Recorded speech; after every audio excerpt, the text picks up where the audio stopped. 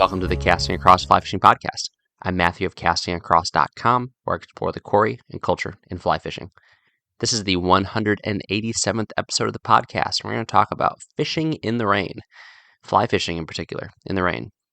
And this is a weather-influenced podcast because as I sit here on this lovely spring morning with my cup of coffee recording this podcast, it would be a great day to go fly fishing. The fish have been incredibly active. They're moving around. They are willing to take flies. There's a lot of insect activity both above and underneath the water. The weather is almost perfect. High 60s in the morning, mid 70s throughout the day. The only issue with today is that it's raining. That shouldn't be a deal breaker. I have to go to work today, but if I had today off, or if I wasn't scheduled to go in and do anything in particular today would be a perfect day to go fishing. Still, even though it is raining. Now, there have been a couple of waves of some really, really intense rain that have rolled through, but otherwise, it's been just a steady drizzle, and that is a great time to go fishing, especially if you have a fishing trip planned, or if you just have a few hours kicking around and you want to get outside. Don't let a little bit of precipitation bog you down. So today I'm going to talk about a number of things, and every one of them probably could warrant a podcast episode unto itself. But I'm going to talk a little bit about approach and presentation, about where you should be looking to fish, about why it's a good idea to fish in the rain, and a little bit about gear because obviously stuff's going to get wet. So we're going to talk about all of those things. But first and foremost, where should you be fishing? Now, sometimes when we think of rain and the influences of a big precipitation event coming through, we think of high, muddy water, fast water, maybe even water that's dangerous to wade. And so those things are certainly worth considering. If the water is fast and the water is high and the water is dangerous, then you want to stay away.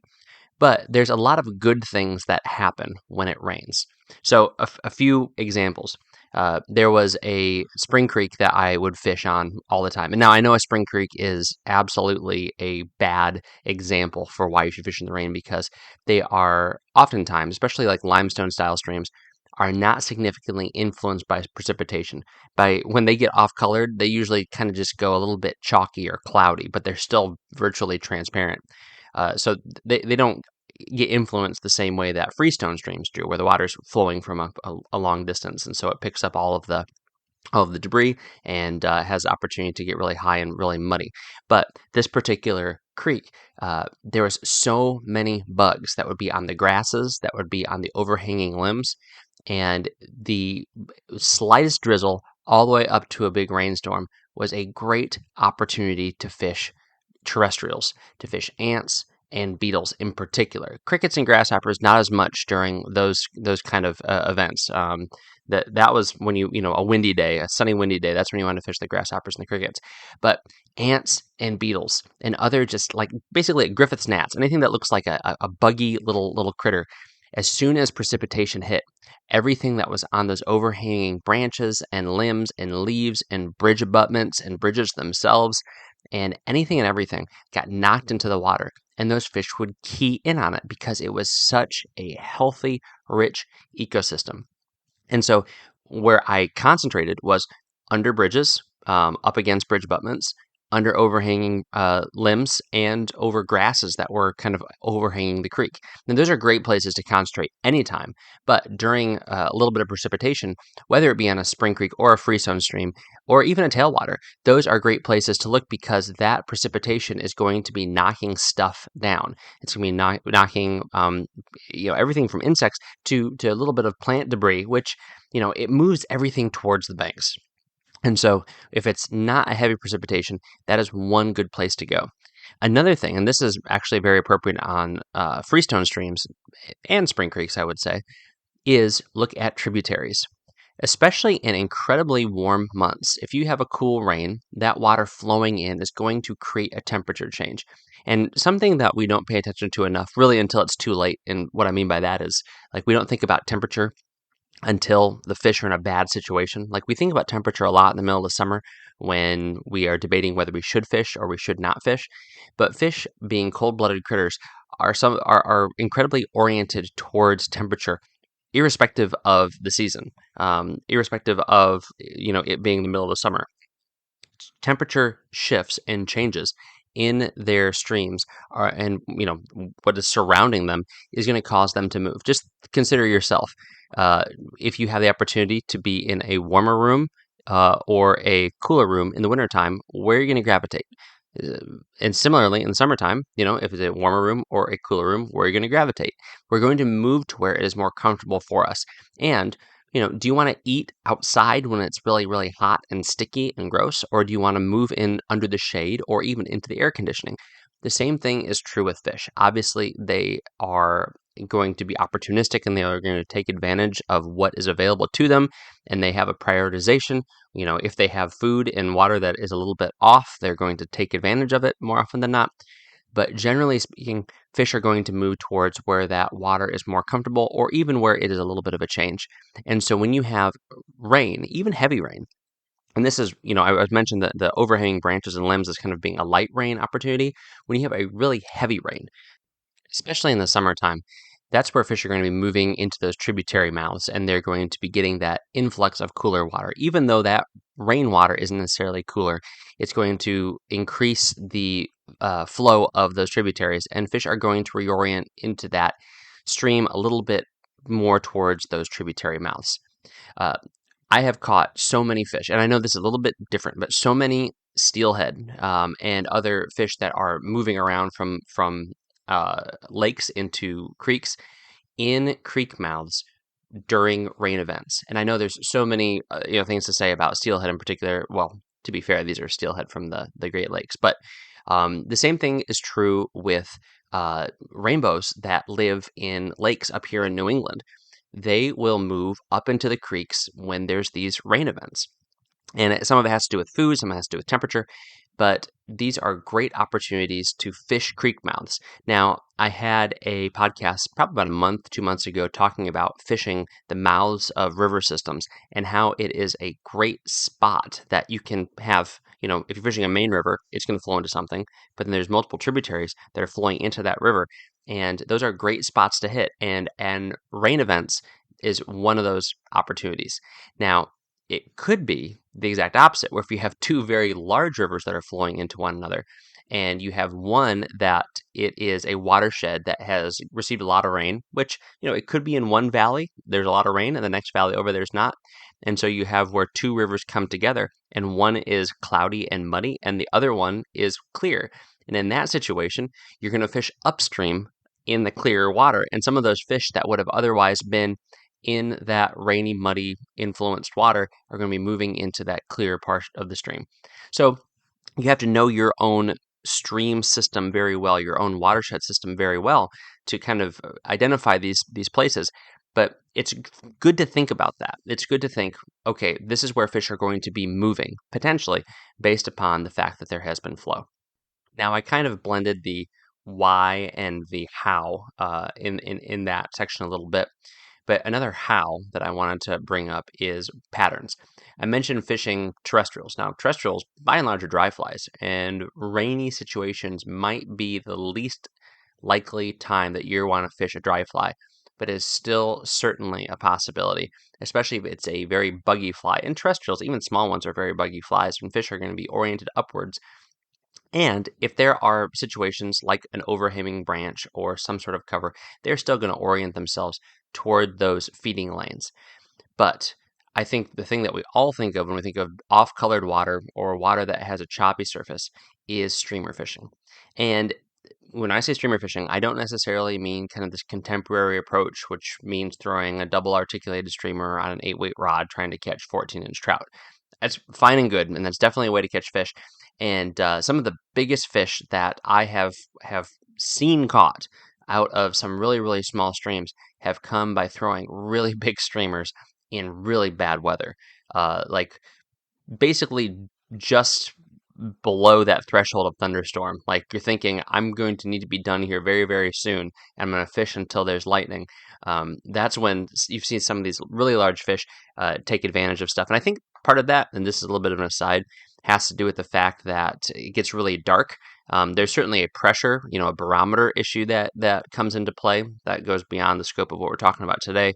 But The rain is going to influence the fish, and the rain is going to influence really the entire ecosystem in a way that's going to make fish do things that they wouldn't normally do, which very well mean a fish that generally feeds nocturnally, fishing more into the margins of the day. So later in the morning they normally would, earlier in the evening than they normally would, or in the middle of the day if it's really dark and cloudy out. But all that to say, getting back to throwing streamers. So, a great thing about streamers is that you are removing one of those barriers between you and the fish by keeping a tight line. You might say, "Well, I can tight line nymph, or I can do that, no problem." Well, if you are truly tapping into your ability to sense gentle sensations in your fly line, and it is raining with any sort of intensity, that is going to get thrown off significantly. So think about how delicate some of the takes are if you are tight line nymphing, or if you're nymphing under an indicator, or if you're just doing a traditional nymph presentation where you don't have an indicator and you don't have a direct tie from your rod tip down to that fly. Those are very, very delicate takes. And so it is absolutely not impossible to catch fish using those techniques in the rain. It's certainly very, very viable. But when you're fishing a streamer, and whether it's on the swing or whether it is on the retrieve, you have that direct connection. And although you're going to be feeling a lot from that rain and from that chop on the water, and your senses are going to be a little bit wacky too. I'll come back to that in a second. But you're going to have that direct connection where you're going to be able to feel a fish take, especially if it's a tight line on the swing or on the retrieve. But senses is another thing.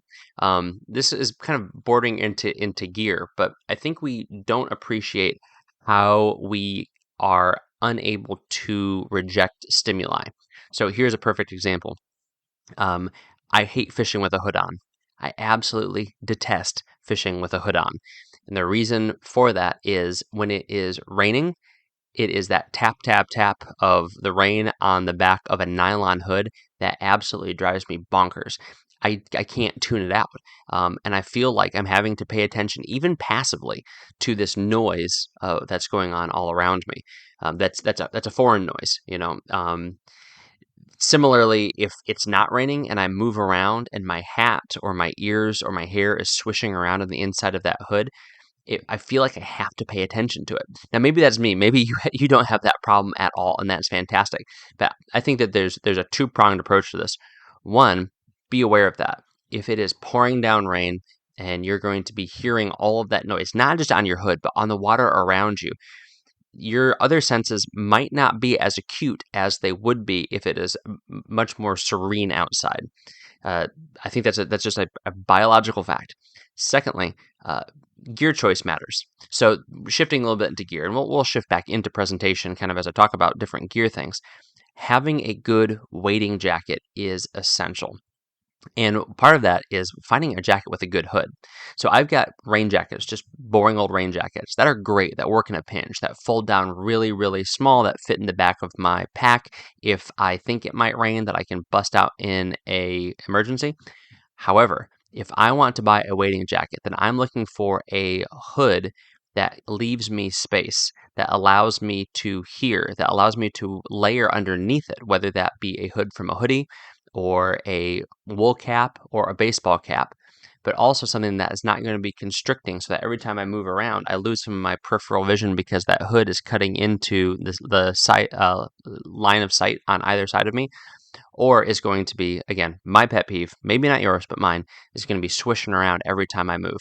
I like ones that have adjustable points. I have an old Orvis wading jacket that I've probably had for almost 20 years now, and it adjusts kind of over the crown, kind of where your baseball cap brim would meet the fabric that goes up over your forehead, and then also adjusts at the back of your neck and right kind of at the back of your head where kind of your little cowlick lives in the back of your hair. And that's fantastic because whether I am just wearing that or I have a couple of winter layers and hats underneath, I'm able to adjust it adequately. Something else that's helpful in these situations is having a wading jacket that has cuffs that are adjustable.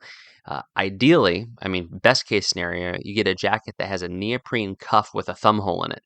This is awesome because usually we think about those as being things that are good for reaching into the water.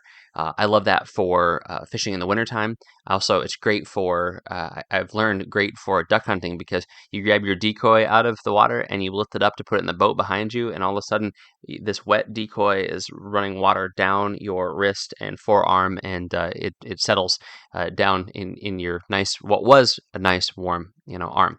So having that nice cuff, if it's neoprene, if it's you can clench it tight, is great.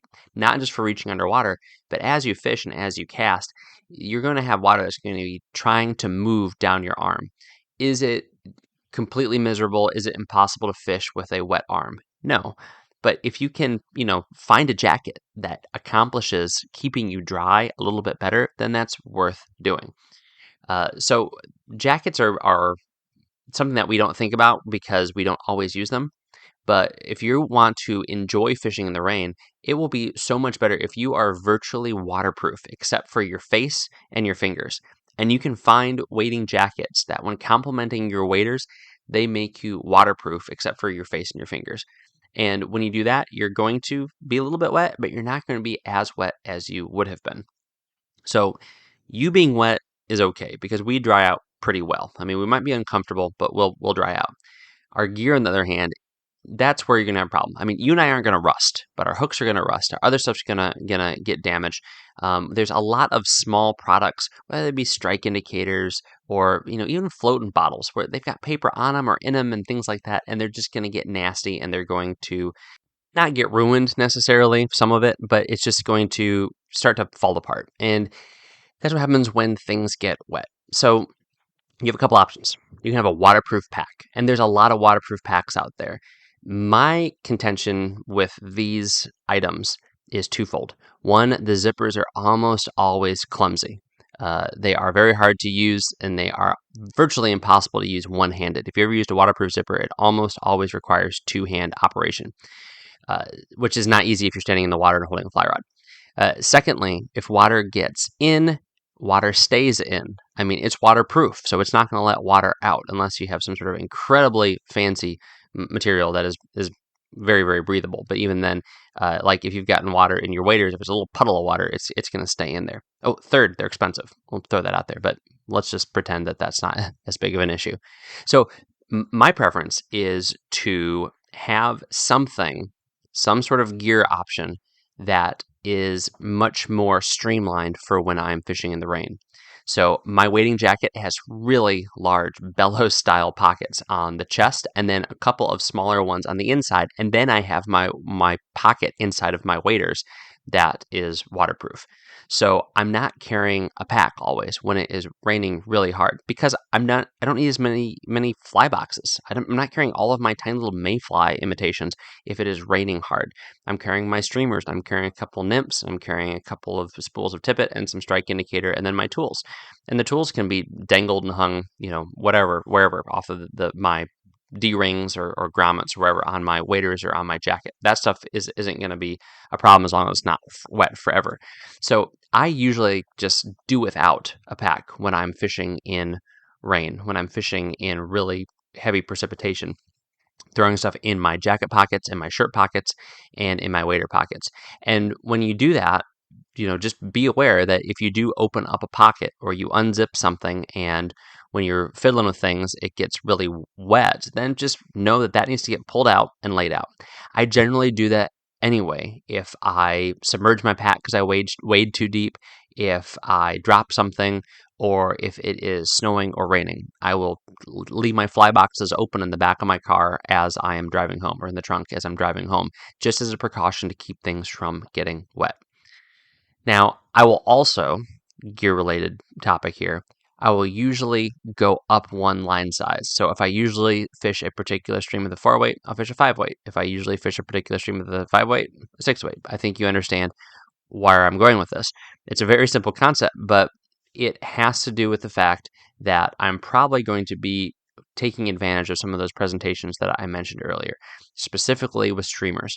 So again, not fishing huge, chunky meat kind of style streamers, but just going from what I would normally fish on a particular stream, dry flies, streamers, wet flies, little nymphs, and I'm going to maybe be fishing a little bit larger of a streamer. And so not totally changing my game, but just maybe going up one fly size. Or if the water has made it so that it is flowing higher from the precipitation, more weight. And so I'm not going to fuss with messing with a cast that is a little bit cumbersome because now there's dumbbell eyes on a streamer as opposed to a little bead head. So I'll just, generally speaking, in my mind, I'll go up one weight size with my fly line and my rod as I go to fish after it has been raining. All right. So much ground left uncovered, but hopefully it is a good starting point for you to think about getting out and fishing in the rain. It is not a day ruined if there's precipitation. After all, the fish are already wet. A little couple caveats that I want to add at the end. Remember, lightning, don't fish. Thunder, don't fish. And also remember that wading becomes more difficult even on your most familiar streams as the flow increases. So just keep those things in mind as you go out and fish in the rain. This week on castingacross.com, 2 articles about panfish. Who doesn't like panfish? If you say you don't like panfish, there's something you just got to work out. Anyway, first article is called My Top 3 Panfish Flies. I use dozens of flies for panfish. I have some of the weirdest, ugliest experimental patterns in my box, and they all catch fish. But consistently, there's 3 patterns I return to over and over and over again. And so I talk about those in this article, my top 3 panfish flies. And then Wednesday's follow-up was my top 3 subtle panfish presentations, because I go to flies that yield large panfish. There's some flies that will produce all the panfish, right? Anything and everything, down to the little, half pint size bluegill and whatnot. But I generally gravitate towards flies that will at least give me the opportunity to get bigger fish. And I find, as I was writing that article on Monday, that there's certain presentations that I also turn to that will inevitably lead me to larger fish because of the way that I fish them. So I write about those, my top 3 subtle panfish presentations. And I say subtle because I find that those bigger fish aren't just rip-roaring, ready to go out and take on the world. They have gotten big for a reason. They have avoided not just anglers, but largemouth bass and snapping turtles and all the other things that they've had to deal with throughout their lives. So a more subtle presentation seems to yield more and larger panfish when you're fishing in places where those fish have seen some stuff. This week's recommendation on the podcast is the Fly Fishing Consultant, Rob Snow White's podcast. And here's why. First and foremost, Rob's a good guy. I've known Rob for a long time. Secondly, his podcast is one of the core podcasts in the fly fishing podcast world.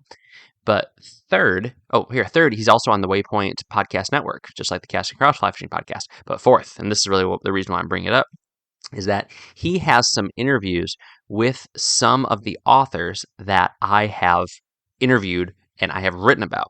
So if you want to hear these authors' voices, so for example, Dylan Tomine had the book Headwaters that came out recently. I wrote an article about it. I had him on, not on the podcast, but I talked to him.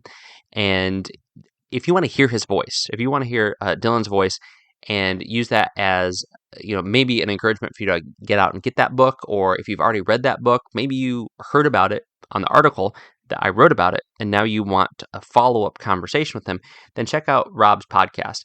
There's a couple of other books also, if you go back through Rob's catalog, that you will see that he has talked to people that I have interviewed, and you're able to then hear their voice, whereas you've only read about me talking to them. So it really creates this cool little comprehensive picture of a person and their love of fishing and what they are bringing to the fly fishing culture.